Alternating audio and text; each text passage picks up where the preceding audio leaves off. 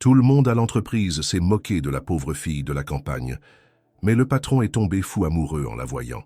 Le train en provenance de Chambéry entra lentement dans la gare de Lyon sous un ciel couvert typique de la capitale. Élodie Morel, 29 ans, descendit du wagon avec une valise modeste et un sac à main de toile un peu usé.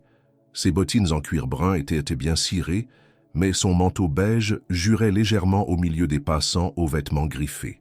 Paris n'était pas seulement une grande ville pour elle, c'était un monde à part, un univers dont elle n'avait connu que des échos dans les films ou les magazines. Elle respirait profondément, cherchant à calmer le mélange de nervosité et d'excitation qui lui nouait le ventre. Originaire d'un petit village près de Chambéry, Élodie avait grandi entourée de montagnes, de silences enneigés et de voisins qui se saluaient encore en se regardant dans les yeux. Elle n'avait jamais eu peur du travail. Sa mère tenait une boulangerie et son père était menuisier. C'est d'eux qu'elle avait hérité ce sens du devoir et cette simplicité désarmante. Diplômée en gestion, elle avait attendu patiemment l'opportunité qui lui permettrait de quitter sa région et de tenter sa chance ailleurs. Quand l'offre d'un poste administratif dans une grande entreprise technologique parisienne était arrivée, elle n'avait pas hésité. Le premier jour fut un choc. Le bâtiment de verre et d'acier se dressait comme un colosse au milieu d'un quartier où tout semblait rapide, fonctionnel et froid. Elle passa le portique de sécurité en souriant timidement au gardien qui ne lui répondit qu'avec un hochement de tête distrait. Dans l'ascenseur, les regards étaient fixés sur les écrans ou les téléphones. Pas un mot, pas un sourire. Elle monta jusqu'au 8e étage, là où se trouvait son nouveau bureau. L'accueil fut poli, mais distant. On lui montra son poste de travail, on lui remit un badge et un ordinateur et ce fut tout. Pas de déjeuner de bienvenue, pas de petite présentation à l'équipe. Juste un rapide « bienvenue » suivi d'un silence chargé d'indifférence. Élodie ne se laissa pas abattre. Chaque jour, elle arrivait à 8 heures précises, prenait des notes, posait des questions et remplissait ses tâches avec application. Elle apportait parfois des biscuits faits maison, qu'elle laissait dans la salle de pause avec un mot griffonné. Pour ceux qui ont un petit creux, Élodie. Peu de gens y touchaient. Elle parlait doucement, avec ce léger accent savoyard qu'elle n'avait jamais cherché à cacher. Dans les réunions, elle se tenait droite, écoutait attentivement, mais parlait peu. Son univers, jusque-là, avait été chaleureux et humain. Ici, tout semblait codifié, hiérarchisé et souvent déshumanisé. Pourtant, elle s'accrochait. Loin de sa famille, de ses repères, elle puisait dans ses rêves l'énergie pour continuer. Elle voulait réussir, montrer qu'on pouvait venir d'un petit village et tenir sa place dans une grande entreprise. Elle rêvait de pouvoir envoyer de l'argent à ses parents, de louer un vrai appartement et de s'offrir un jour une vie confortable par ses propres moyens. Elle notait chaque dépense, faisait ses courses au marché du boulevard Vincent-Auriol et passait ses soirées à relire les documents internes de l'entreprise pour mieux comprendre les procédures. Les week-ends, elle se promenait seule dans les rues du quartier latin ou sur les quais de la Seine. Elle observait les gens, tentant de percer le mystère de cette ville magnifique mais intimidante. Elle s'émerveillait devant les vitrines, les expositions gratuites, les musiciens de rue. Tout était nouveau, souvent incompréhensible, parfois blessant, mais elle refusait de renoncer. Il y avait en elle une force tranquille, une détermination silencieuse qui ne demandait qu'une chose, une chance, juste une. Et sans le savoir encore, cette chance allait bientôt se présenter à elle, mais d'une manière qu'elle n'aurait jamais imaginée. Dès la première semaine, Élodie ressentit ce que l'on ne disait pas. Les regards échangés au-dessus de son épaule, les sourires qui se figeaient à son approche, les phrases chuchotées entre deux postes de travail, tout dans l'atmosphère du bureau semblait s'accorder à la mettre à l'écart. Le mépris n'était jamais déclaré, mais il suintait de chaque interaction. Elle avait beau sourire, tenter de créer du lien, poser des questions, ses collègues restaient froids, distants, comme s'ils considéraient sa présence comme une anomalie. Ce n'était pas une exclusion ouverte, brutale, mais un rejet diffus, feutré, insidieux, et peut-être encore plus douloureux. La première à afficher cette attitude passive-agressive fut Charlotte, une jeune femme à la voix mielleuse et au style impeccable, très intégrée dans les cercles informels du bureau. Charlotte avait ce talent particulier de dissimuler les piques les plus cruels sous des airs de plaisanterie. Un matin, alors qu'Élodie arrivait avec un pull en laine tricoté à la main, Charlotte lança avec un sourire exagéré. « Oh, c'est vintage, non ?» Très terroir chic. Les rires étouffés dans l'open space confirmèrent que la remarque n'avait rien d'un compliment. Élodie répondit poliment, mais le rouge lui monta aux joues. Un autre jour, en salle de pause, elle entendit à la dérobée 2 collègues, Mathieu et Ingrid, évoquer son accent. Sérieusement, elle dit encore 80, comme si elle vendait du fromage à la ferme, c'est incroyable. Ingrid, riant, ajouta « Et elle a mis tarte aux noix dans le tableau de collation, c'est un truc de grand-mère, non ?» Élodie, restée silencieuse derrière la porte entr'ouverte, sentit un frisson glacé lui parcourir l'échine. Elle retourna à son bureau en silence, le cœur serré. Elle comprit vite que son souci du détail, sa politesse constante et son sérieux méticuleux n'étaient pas des qualités dans cet environnement. Ici, il fallait de l'assurance, du réseau, de la légèreté mondaine. Élodie, avec son humilité sincère et sa manière de dire bonjour à tout le monde, semblait déplacée. On lui prêtait des surnoms discrets, la campagnarde, Madame Savoie, la petite bergère, qu'elle découvrit petit à petit au détour de conversations interrompues trop tard. Pourtant, elle continuait à arriver tôt, à faire son travail avec soin, à traiter chaque client avec la même attention, qu'il s'agisse d'un grand partenaire ou d'un simple fournisseur. Elle apportait de la structure là où il n'y en avait pas, repérait les erreurs dans les tableaux, proposait des améliorations discrètes qui facilitaient le quotidien. Mais personne ne le relevait. Pire, certains prenaient ses suggestions comme des critiques voilées, comme si elle cherchait à se faire bien voir à leurs dépens. Un vendredi après-midi, alors qu'elle s'apprêtait à partir, elle croisa dans l'ascenseur 3 collègues qui parlaient d'une soirée entre employés. À son approche, ils changèrent de sujet. Une fois sortie, elle entendit l'un d'eux glisser « Évidemment qu'on ne l'a pas invitée. Imagine-la dans un bar branché. Elle commanderait une limonade artisanale. » Les rires éclatèrent, puis se turent lorsqu'ils réalisèrent qu'elle avait entendu. Élodie ne réagit pas, mais ce soir-là, elle rentra chez elle plus tôt que d'habitude, la gorge nouée. À mesure que les jours passaient, elle sentit s'installer en elle une fatigue sourde. Le silence était pesant, l'isolement épuisant. Parfois, elle s'asseyait dans les toilettes juste pour respirer un peu, loin des jugements, loin des sourires condescendants. Elle écrivait à ses parents, leur disait que tout allait bien, qu'elle apprenait beaucoup. Elle ne voulait pas qu'ils s'inquiètent. Son père lui avait dit avant son départ « Paris, c'est pas pour les tendres, mais t'as le cuir solide. » Elle voulait lui prouver qu'il avait raison. Mais même les plus solides peuvent vaciller sous le poids de la solitude. Un soir, en rentrant dans son petit studio du 13e arrondissement, elle s'effondra sur son lit sans même retirer son manteau. Elle resta là les yeux ouverts, fixant le plafond. Pourquoi tout semblait si difficile? Pourquoi être gentille, honnête, appliquée ne suffisait pas? Elle se posa 1000 fois la question, sans jamais trouver de réponse. Ce n'était pas la ville qu'elle redoutait, ni le travail en lui-même. C'était ce sentiment d'être invisible ou pire, d'être moquée en permanence. Pourtant, quelque chose en elle refusait d'abandonner.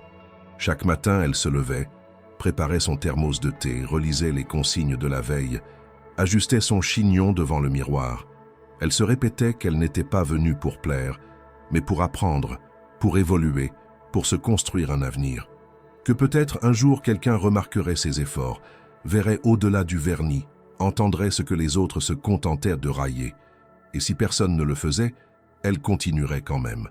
Car ce qu'elle portait en elle, cette droiture, cette chaleur, cette volonté tranquille, valait plus que tous les sarcasmes du monde. Le mercredi suivant, un courriel circula dans les boîtes de réception internes annonçant un café d'équipe informel prévu pour le lendemain matin dans la salle commune du 9e étage. Il s'agissait, selon les mots du message, d'un moment de partage et de bonne humeur pour renforcer les liens entre collègues. Élodie hésita un instant. Jusqu'alors, elle s'était toujours sentie étrangère à ces rassemblements, parfois volontairement tenue à l'écart. Mais cette fois, le message semblait sincère, signé par plusieurs membres de l'équipe, et elle se dit qu'elle devait faire un effort. Elle se leva encore plus tôt que d'habitude, prépara un gâteau aux pommes caramélisées, une recette familiale qu'elle maîtrisait depuis ses 16 ans, et l'emballa soigneusement dans du papier sulfurisé. Arrivée au bureau avant 8 heures, elle monta directement au 9e étage, où elle trouva déjà quelques collègues en train de disposer viennoiseries industrielles et capsules de café sur une table en bois clair. Charlotte, en tailleur noir et talons aiguilles, l'accueillit avec un sourire exagérément enjoué. Ah, Élodie, tu es déjà là. Qu'est-ce que c'est? Demanda-t-elle en pointant le gâteau. Un gâteau aux pommes. C'est une recette de chez moi, de Chambéry. Je me suis dit que ça pourrait changer un peu, répondit-elle avec candeur, déposant le plat au centre de la table. Quelle charmante attention, murmura Charlotte, assez fort pour que tous entendent, mais avec un ton neutre, presque ironique. Élodie n'y prêta pas attention. Elle se versa un café et alla s'asseoir en bout de table, là où il restait de la place. La salle se remplit peu à peu. Les discussions allaient bon train, projets en cours, week-end à Deauville, séries à la mode. Élodie souriait timidement, répondait quand on lui posait une question directe, mais elle était manifestement exclue du cœur des conversations. Puis, alors que le moment touchait à sa fin, Charlotte se leva et proposa « Et si on partageait une anecdote drôle de notre enfance ou de notre ville d'origine? Allez, un petit moment de légèreté pour finir. » Plusieurs acquiescèrent, et un collègue raconta une histoire de colonie de vacances. Quand ce fut son tour, Élodie, encouragée par quelques regards pressants, se lança. Elle raconta une scène de son adolescence. Un jour d'hiver glacial, elle et son frère avaient tenté de fabriquer une piste de luge artisanale dans la pente derrière la maison. Leur invention avait mal tourné, et ils avaient fini dans la rivière en contrebas, trempés jusqu'aux os, mais morts de rire. Elle décrivait les vêtements gelés, le chien qui courait après eux, et la voisine qui, les apercevant depuis la fenêtre, avait crié si fort que tout le quartier avait accouru. Elle riait en racontant, prise dans le souvenir. Mais quand elle leva les yeux, le silence s'était abattu sur la salle. Puis, lentement, quelques rires étouffés commencèrent à émerger, suivis de commentaires moqueurs. « Une rivière? Et vous avez survécu? Mon Dieu !» lança un collègue. « C'est tellement pittoresque !» ajouta une autre. Charlotte, les bras croisés, fit semblant d'essuyer une larme de rire. « J'imagine bien la scène. C'est très rustique. On voit que ça ne se passe pas à Saint-Germain-des-Prés. » La salle éclata de rire. Certains riaient franchement, d'autres se contentaient de sourire, visiblement mal à l'aise, mais pas assez pour intervenir. Élodie sentit ses joues chauffer, ses mains trembler. Elle esquissa un sourire forcé, hocha la tête mais ne trouva rien à répondre. Le gâteau aux pommes, à moitié entamé, semblait presque un symbole de cette gêne. Elle se leva lentement, fit mine de devoir retourner à son poste et quitta la salle sans un mot. Dans l'ascenseur, elle retint ses larmes. Ce n'était pas seulement une moquerie, c'était un rappel brutal de sa différence, de la manière dont ses souvenirs, pourtant tendres et anodins, pouvaient être tournés en dérision dès qu'ils ne correspondaient pas aux codes sociaux du groupe. Elle repensa à sa mère, à la chaleur de la cuisine familiale, aux odeurs de cannelle et de feu de bois, à ces instants d'innocence qui, dans un autre contexte, auraient pu être accueillis avec bienveillance. Mais ici, ils étaient matière à spectacle. En regagnant son bureau, elle sentit les regards suivre son passage. Un collègue lui lança « En tout cas, ton gâteau est super bon. Dommage que tu sois meilleure pâtissière que conteuse. » Et de nouveau, des rires. Elle s'assit, serra les mâchoires, ouvrit un document au hasard pour faire semblant de travailler. La matinée passa dans un flou de colère rentrée et de honte. Elle ne savait plus si elle devait pleurer ou crier. À midi, elle sortit seule, marcha longtemps dans les rues avant de s'asseoir sur un banc, face à un square vide. Elle réfléchit. Elle aurait pu rentrer à Chambéry, retrouver sa vie d'avant. Mais au fond d'elle, quelque chose s'y refusait, peut-être par fierté, peut-être parce qu'elle savait qu'elle valait plus que l'image qu'on tentait de lui renvoyer. Elle n'avait pas à avoir honte d'où elle venait. Elle n'avait pas à se faire petite pour être acceptée. Ce jour-là, quelque chose changea. La blessure était là, mais elle se transforma lentement en détermination. Elle rentra au bureau en silence, s'installa à son poste et travailla jusqu'au soir sans lever les yeux. Elle avait compris qu'elle n'était pas ici pour plaire, ni pour se conformer. Elle était ici pour avancer, et même si personne ne le voyait encore, elle allait leur prouver qu'on pouvait venir des montagnes et gravir d'autres sommets, bien plus hauts que ceux que l'on moquait. Une semaine s'était écoulée depuis le café d'équipe qui avait tourné à la mascarade. Élodie, fidèle à elle-même, avait repris son rythme habituel, s'efforçant de ne pas montrer combien l'humiliation l'avait affectée.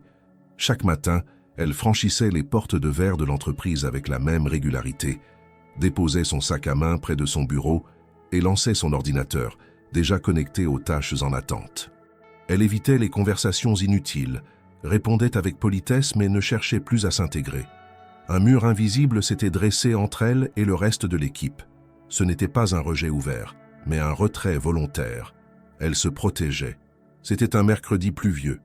Les couloirs du bâtiment résonnaient d'un silence inhabituel, brisé seulement par le bourdonnement des néons et le cliquetis régulier des claviers.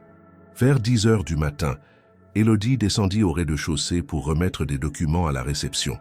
Elle avait soigneusement organisé les dossiers dans une chemise bleu marine étiquetée de son écriture soignée. Elle marchait d'un pas rapide, concentrée sur sa tâche, sans prêter attention au visage qu'elle croisait. Sur le chemin du retour, elle entra dans l'ascenseur sans remarquer immédiatement la présence de l'homme déjà à l'intérieur. Antoine Delacour, directeur général de la société, se tenait debout près du panneau de contrôle. Grand, élégant, vêtu d'un costume gris foncé et d'un manteau de laine jeté sur l'épaule, il regardait distraitement l'écran indiquant les étages. Élodie, absorbée dans ses pensées, ne réalisa son identité qu'après avoir appuyé sur le bouton du 8e étage. Elle se figea un instant, les yeux rivés sur le chiffre clignotant. Antoine tourna lentement la tête vers elle. Le silence se prolongea, puis, à sa grande surprise, ce fut elle qui parla en premier. « Je crois que vous êtes au 10e, non ?» dit-elle, un sourire léger aux lèvres. Il sembla pris de court, mais répondit poliment. « Oui, mais j'ai un détour à faire au 8e. » Il la regarda brièvement, puis ajouta d'un ton plus doux. « Vous êtes nouvelle ici ?» Elle hocha la tête. « Depuis un mois environ. Élodie Morel, service administratif. » Il acquiesça, puis détourna de nouveau le regard. Le silence retomba. Puis, dans un geste spontané, presque inconscient, elle sortit de son sac une petite boîte en fer blanc. « J'ai un petit gâteau, si ça vous tente. C'est une spécialité de Chambéry, là d'où je viens. » Elle ouvrit la boîte, révélant 2 croquants dorés parfumés à la noisette. Antoine parut surpris. Il hésita, puis déclina poliment. « Merci, mais je ne prends jamais rien entre les repas. » Elle referma la boîte sans se formaliser. « Pas de souci. Il paraît qu'ici, tout le monde est à la diète. » Elle avait dit cela avec un naturel déconcertant, sans ironie, sans calcul. Il tourna de nouveau la tête vers elle. Il n'y avait ni artifice, ni tentative de plaire dans son attitude. Elle parlait comme on respire, avec une sincérité rare dans les sphères qu'il fréquentait. Ils atteignirent le 8e étage. La porte s'ouvrit et elle sortit la première. Il resta un instant figé, comme s'il venait de sortir d'un songe. Ce n'était pas une conversation exceptionnelle. Rien dans les mots échangés n'aurait mérité qu'on s'en souvienne. Et pourtant, il s'en souvint. Toute la journée, entre 2 réunions, alors qu'il validait des budgets ou révisait des plannings, l'image de cette jeune femme au sourire franc lui revenait à l'esprit. Il se surprit à chercher son nom dans l'organigramme. Élodie Morel. Néant dans sa mémoire. Il n'avait jamais lu son CV, jamais entendu son nom dans un bilan. Elle faisait partie des ombres discrètes qui faisaient fonctionner la machine sans jamais apparaître dans les rapports.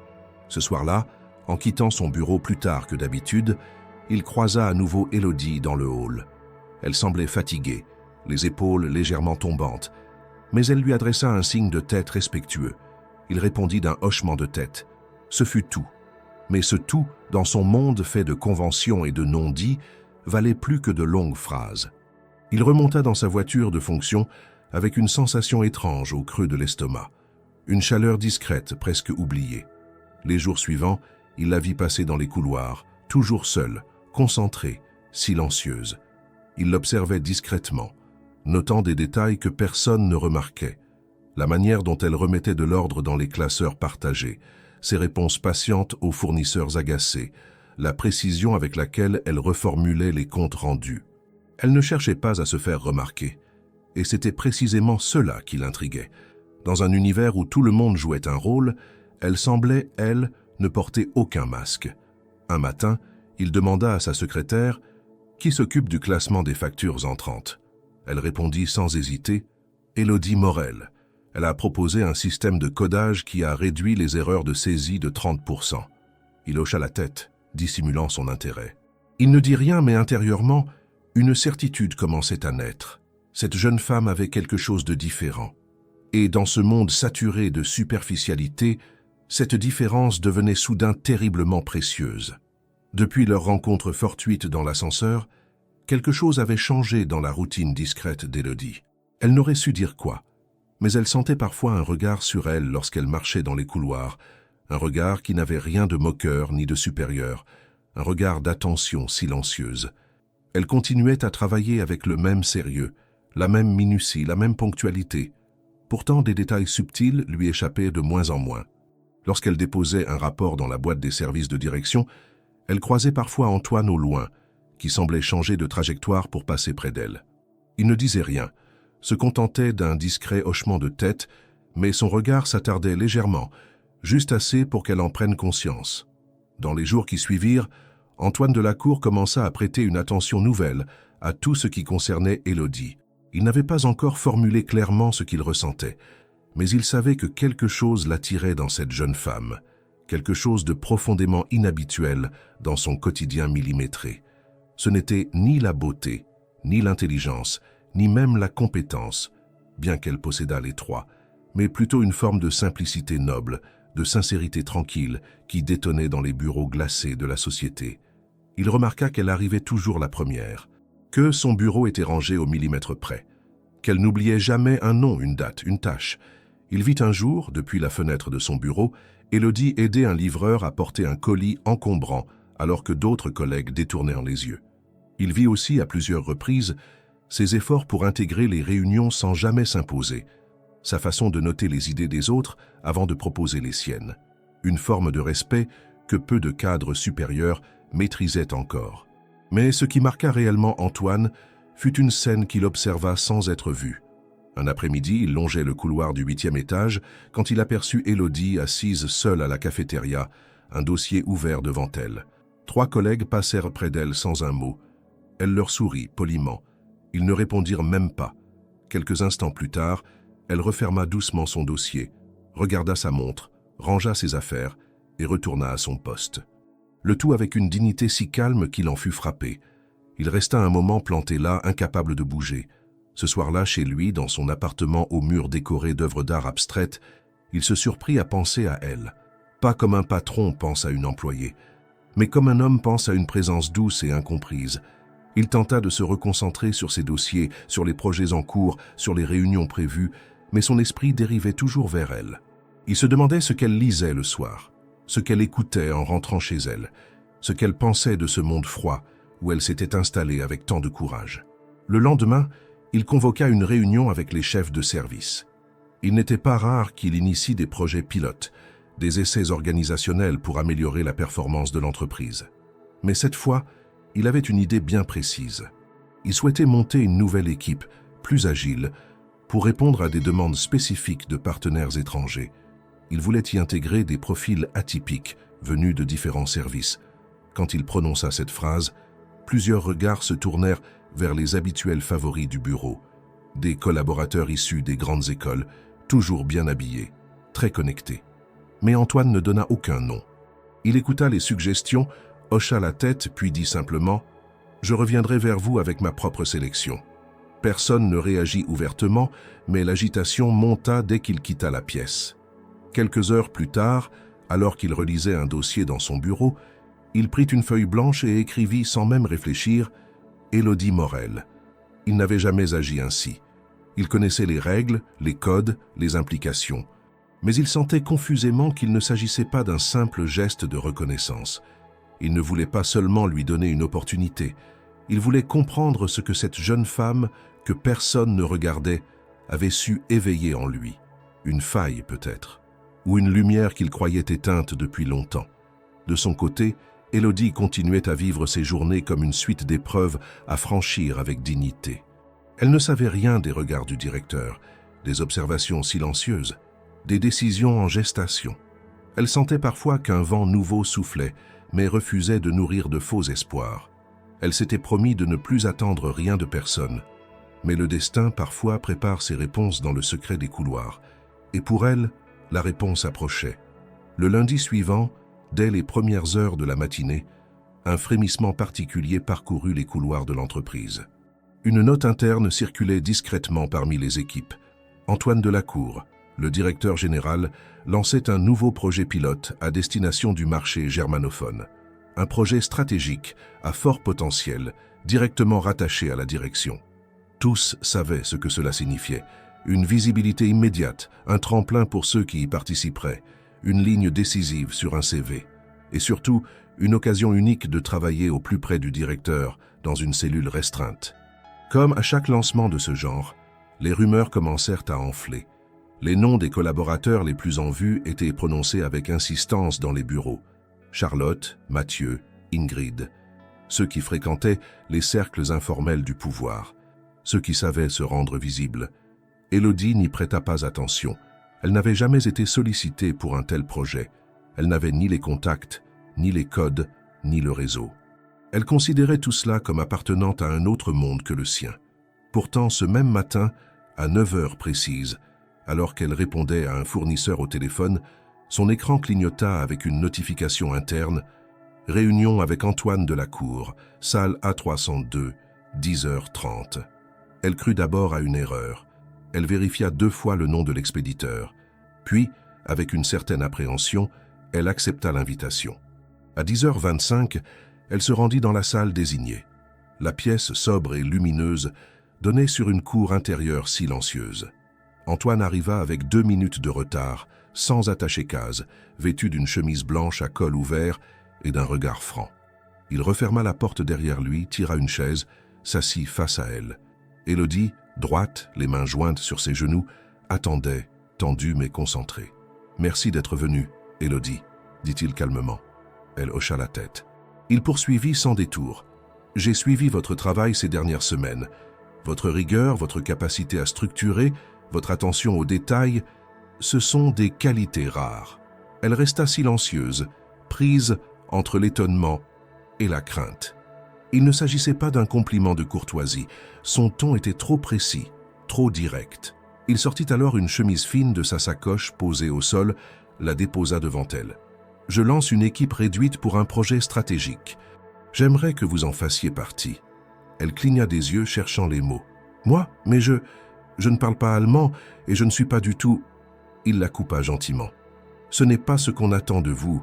Il nous faut quelqu'un qui organise, qui anticipe, qui sache gérer les flux, les équipes, les conflits. Ce que vous avez déjà démontré. » Elle ouvrit la chemise. Y découvrit une brève description du projet, les échéances, les profils recherchés. Elle referma le dossier, le cœur battant. « Je suis honorée, mais je crois que certains de vos collaborateurs seront surpris, » murmura-t-elle. Il sourit. À peine. Parfois, il faut surprendre. La nouvelle se répandit comme une traînée de poudre. À l'heure du déjeuner, toute l'équipe était au courant. Élodie Morel, la provinciale discrète, venait d'être choisie par le directeur pour intégrer le projet le plus en vue du trimestre.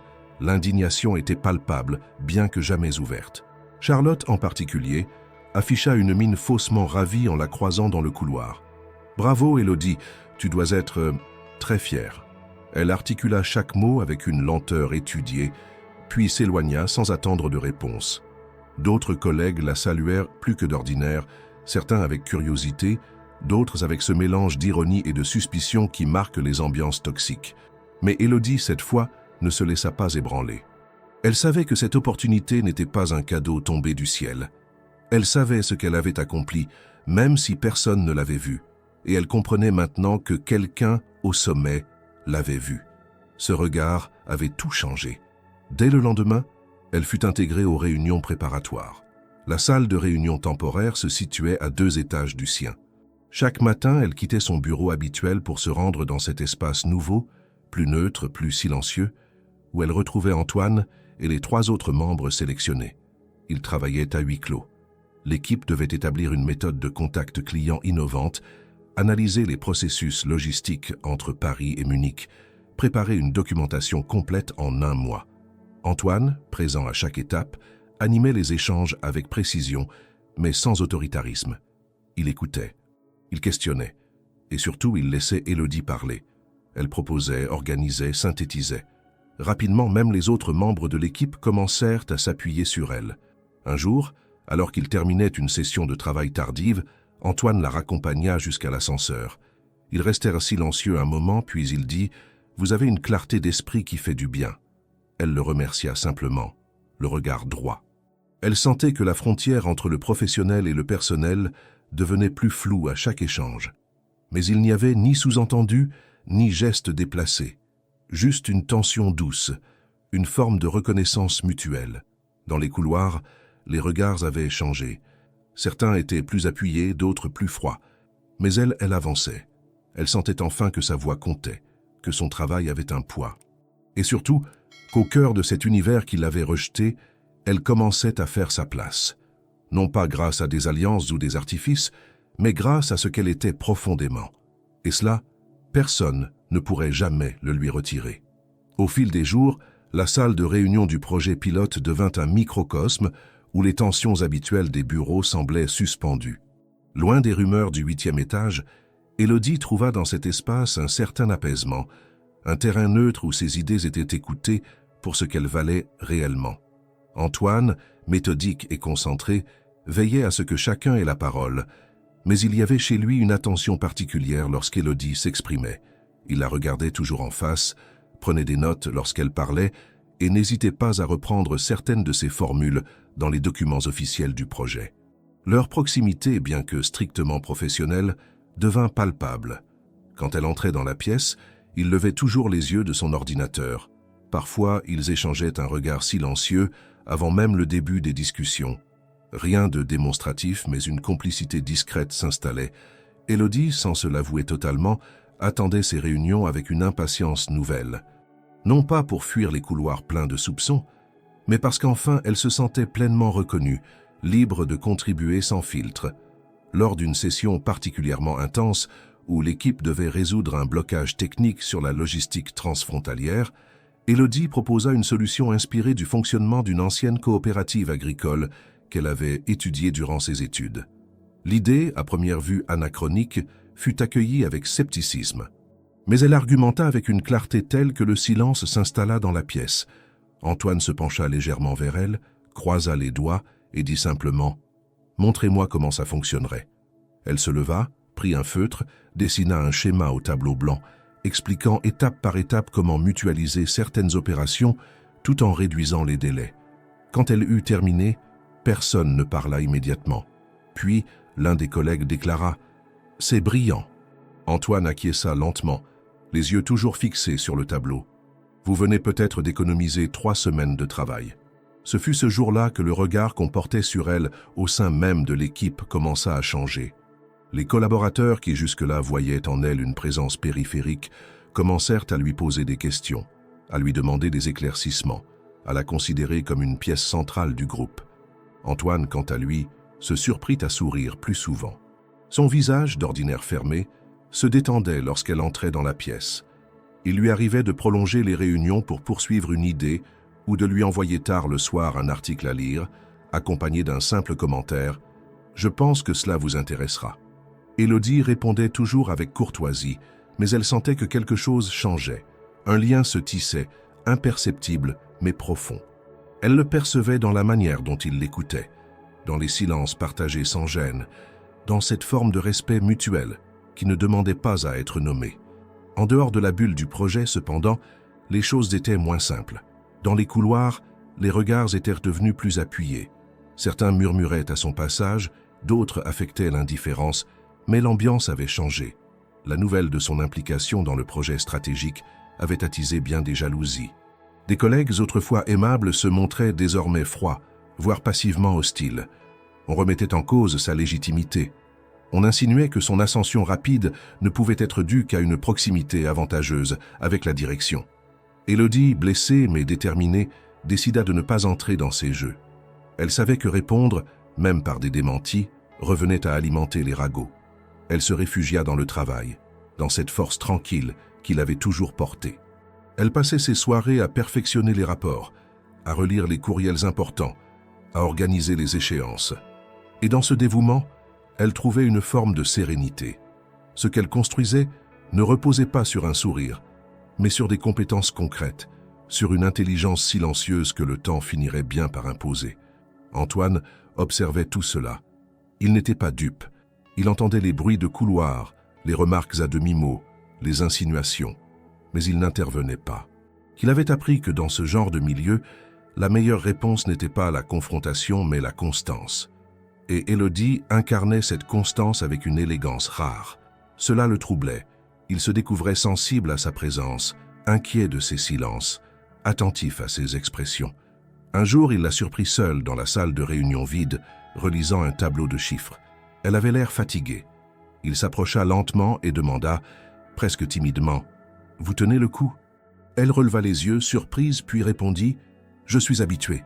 La montagne apprend à encaisser. » Cette phrase résonna longtemps en lui. Elle n'était pas dite avec orgueil, ni avec amertume, juste avec la simplicité de ceux qui ont appris à endurer. Il comprit alors que ce qu'il ressentait n'était pas seulement de l'admiration, c'était plus profond, plus intime, une forme d'écho, comme si, en elle, il retrouvait quelque chose qu'il avait perdu depuis longtemps, une vérité enfouie sous les couches de compromis et d'ambition. Il se surprit à imaginer ce qu'aurait été sa vie s'il avait croisé Élodie 10 ans plus tôt. Et pour la première fois depuis longtemps, il sentit une nostalgie douce poindre au creux de son ventre. Mais il savait aussi que ce qu'il ressentait n'avait pas encore sa place. Pas maintenant, pas ici. Alors il se contenta de l'observer en silence, conscient que cette lueur qu'elle portait en elle, cette lueur qu'on ne pouvait ignorer, était en train d'éclairer bien plus que leur simple collaboration. Le calme apparent du projet stratégique fut brutalement brisé lors de la réunion hebdomadaire de l'équipe, 5 jours après l'intervention d'Élodie au tableau. Cette réunion, organisée dans une grande salle vitrée au 7e étage, devait faire le point sur l'avancée de chaque pilier du projet. 11 heures sonnaient quand le ton monta. L'atmosphère, jusque-là sérieuse, mais apaisée, devint soudain électrique. La lumière crue du jour mettait en relief chacun des visages autour de la table, figés, tendus. Charlotte, assise à la droite d'Antoine, ouvrit la séance. Elle présenta un bilan technique et financier développé, soutenu par un PowerPoint soigné. Tout semblait bien se dérouler, jusqu'à ce qu'un problème de coordination apparaisse. Un fournisseur allemand n'avait pas reçu les documents requis pour avancer. Charlotte expliqua que cela relèverait d'un oubli dans le planning de traduction. Elle reprit ses notes, mais lorsque la parole fut donnée à Élodie pour apporter des éléments complémentaires, un malaise s'installa.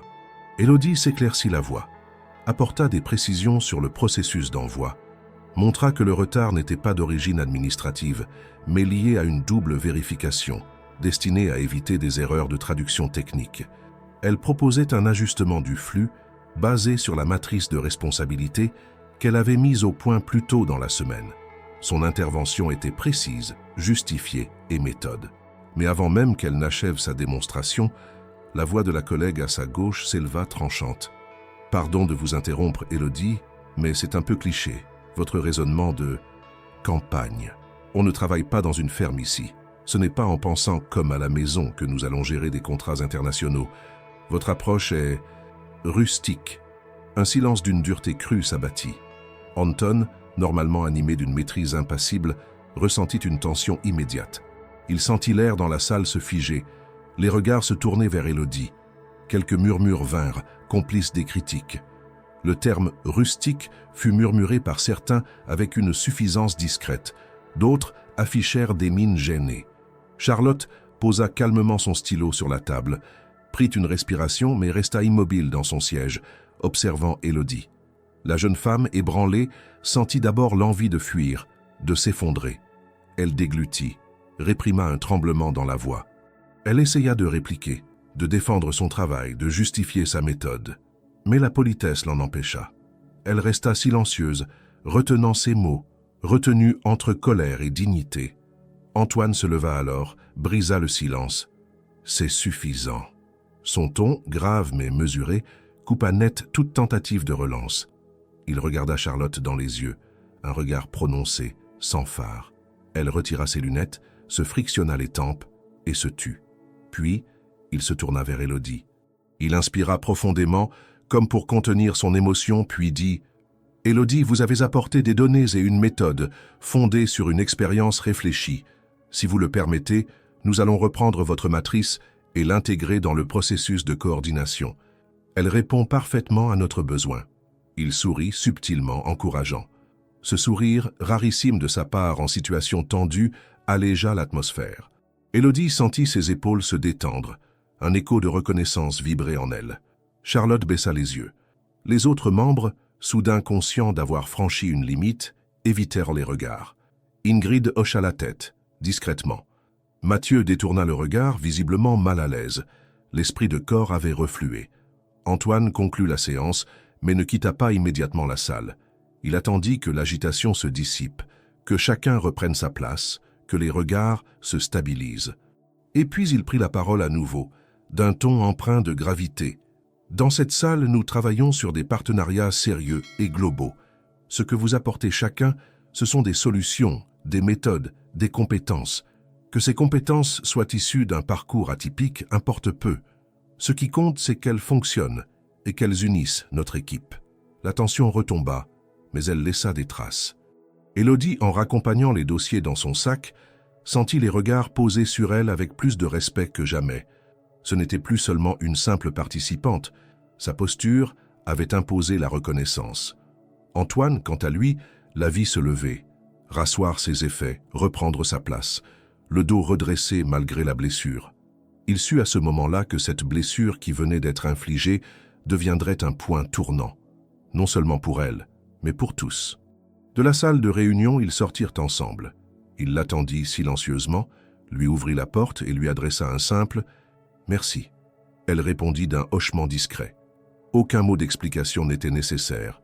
Dans cet échange silencieux, tout avait été dit. Ce jour-là, la nuance subtile entre humilié et relevé fut tracée. Le pouvoir de la reconnaissance, la force de résister au mépris, et surtout le début d'un respect mutuel que rien ni personne ne pourrait effriter. La fin de la journée qui avait suivi la réunion tendue resta lourde de silence. Malgré les tentatives de certains de faire comme si rien ne s'était passé, les visages restaient crispés, les conversations avortées.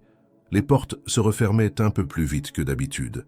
Dans son bureau, Antoine relisait des notes sans parvenir à se concentrer. L'image d'Élodie debout, humiliée mais digne, tournait en boucle dans son esprit.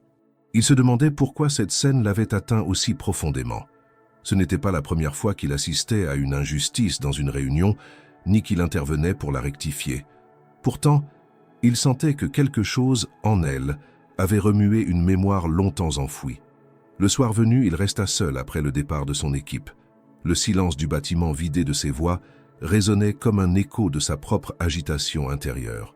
Il se leva, ferma son ordinateur, puis, dans un élan inhabituel, envoya une invitation à Élodie. « Si vous avez un moment, passez me voir. » Quelques minutes plus tard, elle frappa doucement à la porte et entra. Elle semblait hésitante sur la défensive, mais il l'invita à s'asseoir avec un calme dénué de toute posture. Elle s'installa en silence. Il resta quelques secondes sans parler, puis déclara « Je suis désolé pour ce qui s'est passé ce matin. » Elle hocha la tête reconnaissante mais ne dit rien. Elle avait déjà entendu des excuses dans le passé, souvent creuses, protocolaires.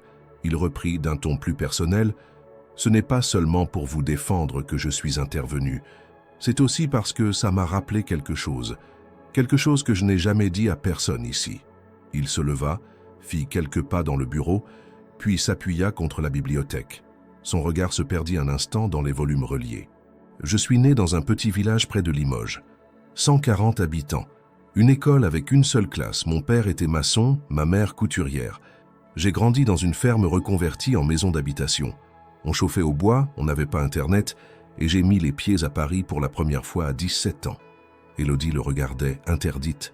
Jamais elle n'aurait imaginé une telle origine. Il poursuivit « Quand je suis arrivé à Sciences Po, j'avais un accent si prononcé que mon propre tuteur m'a demandé d'où je sortais. J'ai passé des mois à l'effacer. Je me suis forcé à lire à haute voix dans un dictaphone. J'ai changé mes vêtements, mon vocabulaire, ma façon de marcher, tout pour ne pas entendre les rires que vous avez entendus aujourd'hui. » Il s'interrompit, cherchant ses mots. « À force, j'ai réussi. Je me suis fondu dans le décor. J'ai adopté tous les codes. J'ai monté les échelons. Mais il m'est resté une sorte de vide. Comme si, en reniant d'où je venais, j'avais trahi une partie essentielle de moi-même. Je ne l'ai jamais dit. Parce qu'ici, l'image compte plus que la vérité. » Élodie écoutait, les mains posées sur ses genoux. Elle comprenait, plus profondément qu'il ne l'imaginait. Il s'approcha de son bureau, reprit place. « Quand je vous ai vu dans cet ascenseur, la première fois avec votre gâteau dans la main, j'ai vu quelque chose que j'avais oublié, une lumière que j'avais étouffée. Vous ne jouez pas un rôle, Élodie, et c'est cela qui vous rend différente. » Elle rougit légèrement, puis répondit « Je n'ai jamais su faire semblant. J'ai essayé parfois, mais ce n'est pas dans ma nature. » Il hocha la tête. « Ne changez pas, même si c'est difficile, même si les regards pèsent. C'est votre force, pas votre faiblesse. » Un silence apaisé s'installa. Pas de gêne, pas de tension. Deux mondes qui, enfin, se reconnaissaient. Elle se leva, prête à partir. Il l'accompagna jusqu'à la porte, lui tendit la main. Elle la serra. Et au moment de franchir le seuil, elle dit « Merci de m'avoir dit cela. » Il répondit simplement « Merci de m'avoir rappelé qui j'étais. » Ce soir-là, en rentrant chez elle, Élodie sentit quelque chose de nouveau en elle. Ce n'était pas de l'espoir. C'était plus ancien, plus profond. Une forme de reconnaissance intime, d'écho silencieux. Elle n'était plus seule. Elle n'était plus simplement observée. Elle était comprise. Et dans ce lien silencieux tissé entre eux, elle entrevit la possibilité d'un avenir différent. Pas seulement dans le travail, mais dans l'espace plus secret où naissent les histoires qui changent vraiment une vie. Les jours suivants furent marqués par une atmosphère tendue et incertaine dans les couloirs de l'entreprise. Le projet stratégique avançait avec efficacité et les résultats préliminaires commençaient à impressionner la direction générale. Élodie, désormais au centre de la dynamique, était consultée pour des décisions clés. Son nom circulait dans les emails des responsables comme une référence, une solution à envisager, une voix à écouter. Mais avec cette reconnaissance nouvelle, venait aussi une vague de regards soupçonneux, de silences pesants et surtout de spéculations de plus en plus explicites. Antoine, de son côté, observait l'évolution de la situation avec une lucidité accrue. Il savait que le monde de l'entreprise était incapable de dissocier talent et privilèges, compétences et affinités. Il savait que ses choix allaient finir par faire parler. Il entendait les murmures, les demi-mots dans les réunions, les conversations abruptement interrompues à son approche. Le fait qu'il ait publiquement soutenu Élodie, qu'il ait valorisé ses idées, qu'il ait raconté son propre passé lors de leur échange en privé, rendait son engagement personnel évident, et donc sujet à interprétation. C'est dans ce contexte qu'il prit une décision inattendue. Lors d'un comité restreint avec les directeurs de pôle, il annonça une réorganisation partielle de la gestion du projet pilote. À la surprise générale, il déclara qu'il se retirait de la coordination directe et qu'il confiait la responsabilité temporaire de l'équipe à Élodie Morel. Il justifia ce choix par son expertise croissante, sa connaissance du dossier et sa capacité à fédérer les autres membres. Il précisa que cette décision n'était ni symbolique ni provisoire. Elle serait évaluée selon des indicateurs clairs de performance et qu'il en assumerait les conséquences, quelles qu'elles soient. Le silence qui suivit son annonce fut révélateur. Certains membres du comité restèrent figés, d'autres échangèrent des regards perplexes. Le nom d'Élodie, prononcé dans ce contexte, résonnait comme une provocation pour les plus conservateurs, une menace pour ceux qui voyaient leur monopole de reconnaissance s'effriter. Mais Antoine ne recula pas. Il regarda chacun dans les yeux, avec la fermeté tranquille de celui qui sait que son geste est juste. Il ne laissa place à aucun débat, conclut la réunion et quitta la salle, laissant derrière lui une onde de choc. Lorsque la nouvelle arriva aux oreilles d'Élodie, elle fut saisie. On ne l'avait pas informée en amont. Elle l'apprit par un collègue qui, dans un mélange de surprise et de sarcasme, lui glissa « Félicitations, chef. Tu as visiblement su convaincre les bonnes personnes. » Elle sentit son cœur se serrer, mais elle ne répondit pas. Elle se rendit directement dans le bureau d'Antoine. Il l'attendait, les bras croisés, appuyés contre la fenêtre. Lorsqu'elle entra, il se tourna vers elle avec calme. « Vous n'étiez pas obligé d'accepter cette charge, » dit-elle d'un ton hésitant. Il sourit faiblement. « Je ne voulais pas imposer. Je vous ai confié une responsabilité que vous méritez. Vous êtes la seule à pouvoir mener ce projet à son terme, avec rigueur, sans détour. » Elle baissa les yeux. « Et les autres, ils vont penser que... » Il l'interrompit. « Ils pensent déjà ce qu'ils veulent. Vous n'êtes pas ici pour plaire. Vous êtes ici pour faire. » Ces mots, simples et directs, agirent sur elle comme un baume. Elle sortit du bureau plus droite, plus sûre. Dès le lendemain, elle réorganisa l'équipe, répartit les responsabilités, clarifia les échéances. Elle dirigeait sans agressivité, avec écoute, mais sans faiblesse. Et chose inattendue, ses collègues commencèrent à la suivre. D'abord par prudence, puis avec une forme de respect nouveau. Elle ne cherchait ni à séduire, ni à écraser. Elle avançait simplement, avec cette droiture qui avait toujours été la sienne. Mais au sein de l'entreprise, les rumeurs s'intensifiaient. On murmurait qu'elle était la protégée du directeur, qu'elle bénéficiait d'un traitement de faveur. On évoquait des rencontres en dehors des heures de bureau, des sourires échangés, des silences lourds de sens. Tout devenait sujet à interprétation. Même son travail, pourtant impeccable, était regardé avec suspicion. Et si elle échouait, on dirait que c'était prévisible. Si elle réussissait, on dirait que c'était truqué. Antoine, lui, restait en retrait. Il évitait les réunions où elle était présente, communiquait par notes écrites, gardait une distance stricte. Non pas parce qu'il doutait, mais parce qu'il savait que leur proximité, même silencieuse, pouvait être utilisée contre elle. Il la protégeait à sa manière, en s'effaçant. Et elle comprenait. Chaque absence, chaque silence, chaque détour était une preuve de respect. Il ne cherchait pas à l'influencer. Il lui laissait l'espace pour exister par elle-même. Dans ce tumulte, Élodie apprenait à naviguer entre le feu des regards et la fierté du travail accompli. Elle découvrait en elle une autorité naturelle, une capacité de décision qu'elle n'avait jamais soupçonnée. Elle gagnait en assurance, en clarté. Elle devenait non plus seulement une exception, mais un exemple. Et même ceux qui l'avaient méprisée commençaient à mesurer qu'elle ne devait sa place à personne, pas même à lui. Le jour de la présentation finale du projet, l'entreprise tout entière semblait retenir son souffle. Depuis plusieurs semaines, les résultats du groupe dirigé par Élodie s'étaient consolidés en une proposition cohérente, innovante et prometteuse. Les investisseurs étrangers invités ce jour-là étaient des partenaires majeurs, capables d'apporter un financement stratégique à l'expansion internationale de la société. Tout avait été préparé minutieusement. Le matériel technique, les supports visuels, les démonstrations en direct. Élodie, à la tête de l'équipe, avait veillé aux moindres détails. Son calme apparent dissimulait une tension sourde. Elle savait que tout se jouait là. Non seulement la validation du projet, mais aussi la reconnaissance définitive de son travail. La salle de conférence, vaste et sobre, se remplit rapidement. Antoine était présent, assis au second rang, en retrait, volontairement discret. Il n'était pas intervenu dans les préparatifs, n'avait donné aucune directive.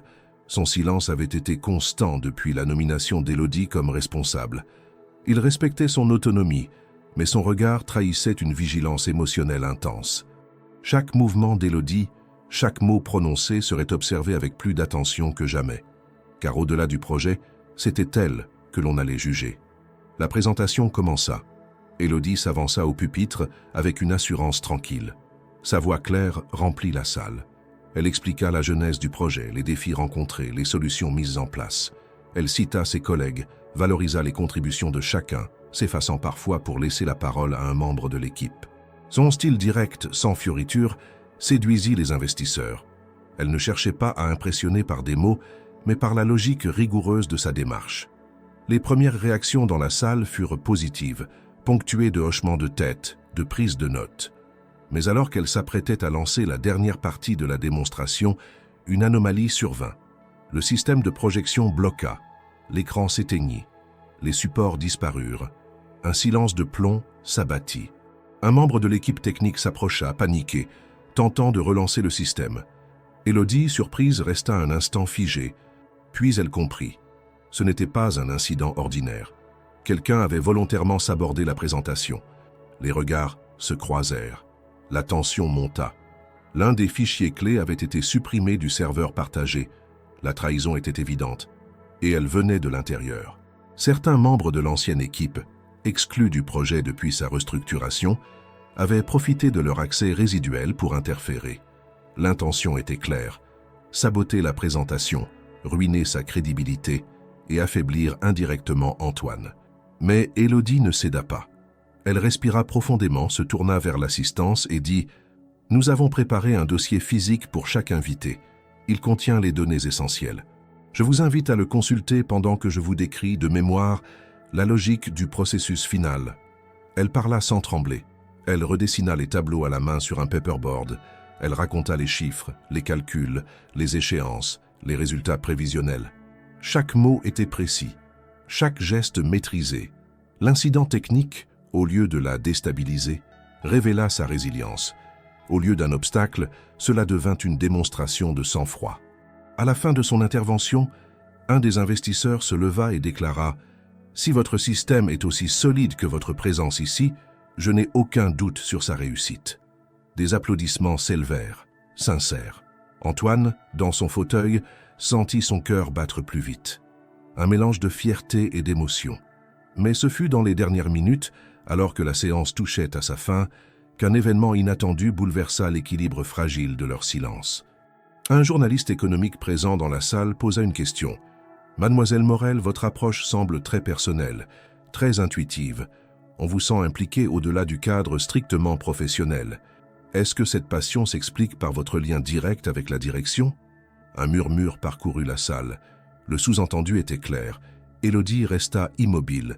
Mais avant qu'elle ne puisse répondre, Antoine se leva, lentement.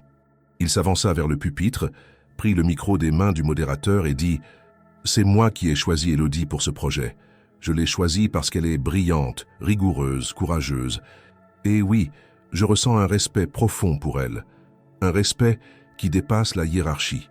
Un respect qui m'a ramené à l'homme que j'étais et que j'avais presque oublié. » Le silence se fit total.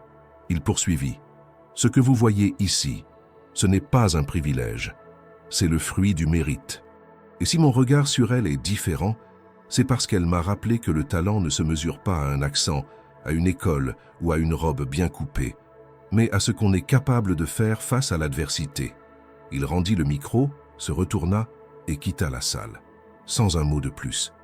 Élodie, figée, sentit la pièce tourner autour d'elle. Les visages se floutaient, les sons se brouillaient, puis un applaudissement se leva. Un, puis deux, puis toute la salle. Elle ne sut pas comment elle termina la session. Elle ne sut même pas si elle souriait. Mais elle savait qu'à cet instant, quelque chose avait basculé, non pas entre eux, mais en elle, car ce que le monde venait d'entendre, ce n'était pas une déclaration. C'était une vérité qu'on ne pourrait plus effacer. Les jours qui suivirent la présentation furent marqués par une intensité inédite. Les investisseurs avaient exprimé leur entière satisfaction. Les propositions furent validées sans révision majeure et l'ensemble du projet était officiellement intégré au plan stratégique de l'entreprise. L'équipe reçut des félicitations de la haute direction, des articles furent publiés en interne et des invitations à des conférences commencèrent à affluer. Mais au-delà du succès professionnel, un autre écho plus personnel résonnait dans tous les couloirs, la déclaration publique d'Antoine. Ce que beaucoup avaient soupçonné fut enfin dit à voix haute. Antoine Delacour, directeur respecté, réputé pour sa réserve, avait brisé le mur invisible de la neutralité hiérarchique pour défendre une collaboratrice. Et pas seulement défendre, il avait révélé une admiration profonde, un respect personnel qui, dans les yeux de nombreux collègues, ne pouvait signifier qu'une chose. La machine à rumeurs se remit aussitôt en marche. Chaque conversation prenait une tournure insidieuse. Chaque regard échangé entre Élodie et Antoine était analysé, commenté, amplifié. Élodie le ressentit immédiatement. Ce qu'elle avait gagné en reconnaissance, elle le perdait en légitimité aux yeux de certains. Peu personne ne remettait en cause ses compétences, mais tous remettaient en cause ses intentions. On ne l'accusait de rien ouvertement, mais le doute se propageait. Elle n'était plus seulement Élodie Morel, la jeune femme compétente venue des Alpes, mais aussi la préférée du patron, celle que l'on regardait désormais avec un filtre biaisé. Chaque succès était maintenant attribué à autre chose qu'à son mérite, et cela, elle ne le supportait pas. Elle demanda un rendez-vous à Antoine. Il accepta immédiatement. Ils se retrouvèrent dans son bureau en fin de journée. La lumière de fin d'après-midi filtrait par les stores, découpant leurs silhouettes dans un halo doré. Élodie, droite, déterminée, prit la parole la première. « Antoine, ce que vous avez dit l'autre jour, c'était sincère, je le sais, et je ne le regrette pas. Mais cela m'a mis dans une position très difficile. » Il l'écouta sans l'interrompre. Elle poursuivit « Je veux que tout ce que j'ai construit ici soit vu pour ce que c'est, du travail, du sérieux, pas une faveur. » Il acquiesça lentement. Il comprenait. Il ressentait la même tension. « Je sais, Élodie, et je n'aurais peut-être pas dû le dire ainsi, mais je ne pouvais pas me taire. Pas ce jour-là. » Elle hocha la tête. « Alors je vous demande une chose, que vous ne soyez plus directement impliqué dans mes fonctions.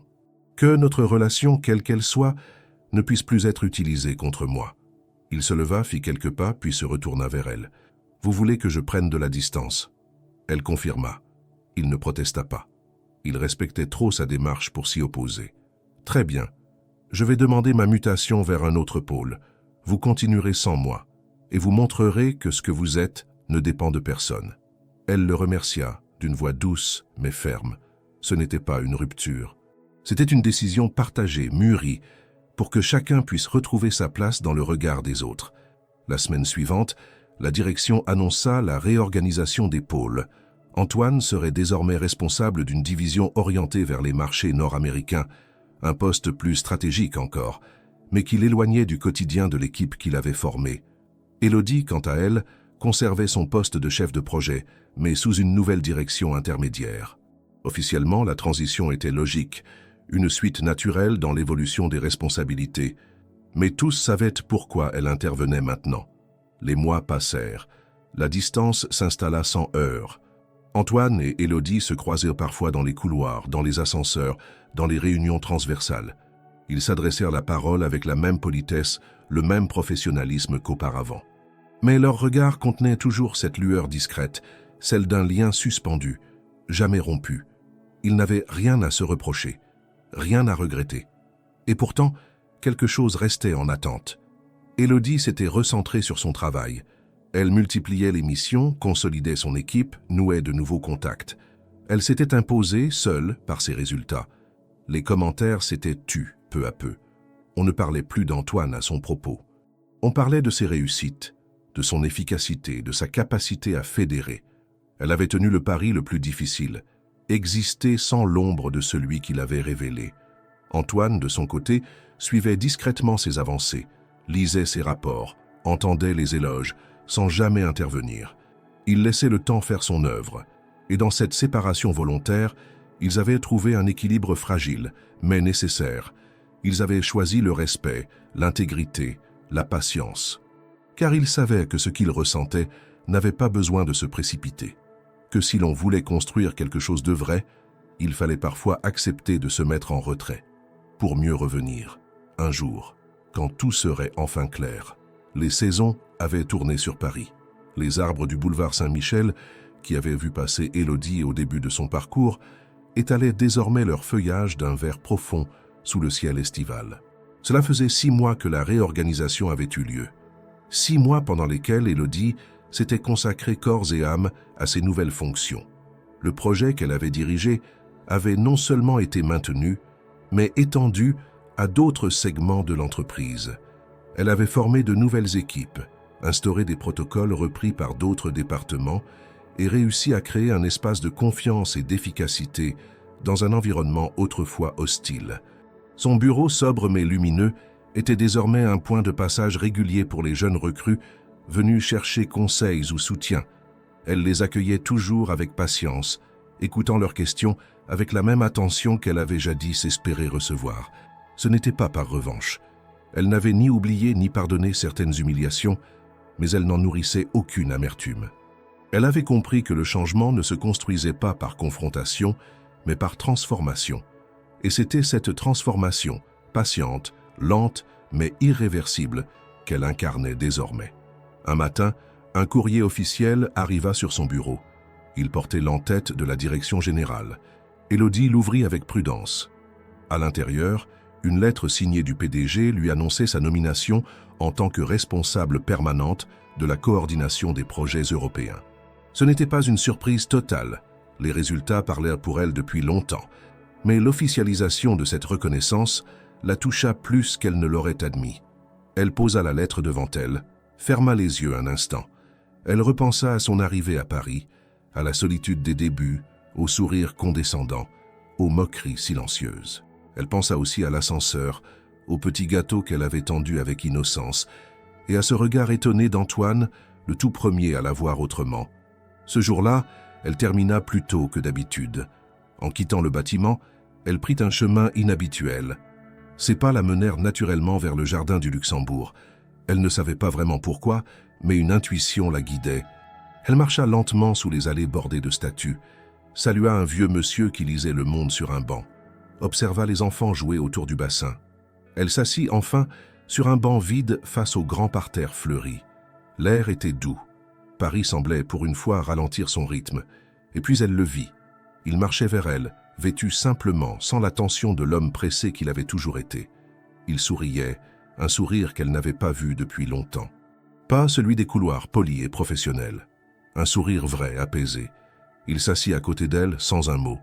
Un silence confortable s'installa, comme s'il reprenait une conversation laissée en suspens. Elle tourna la tête vers lui. Il la regardait avec une intensité calme, presque tendre. « Je savais que vous viendriez ici », dit-il doucement. Elle haussa un sourcil. « Comment ?» Il montra le banc. « Ce banc, je m'y asseyais souvent quand je doutais. C'est un endroit honnête. Il ne juge pas. » Elle sourit à son tour. « Alors peut-être qu'il est temps d'y dire les choses. » Il hocha la tête. « Vous avez tenu parole. Vous avez tout prouvé, seul, et plus encore. » Elle répondit sans hésitation. « Parce que vous m'avez laissé l'espace pour le faire.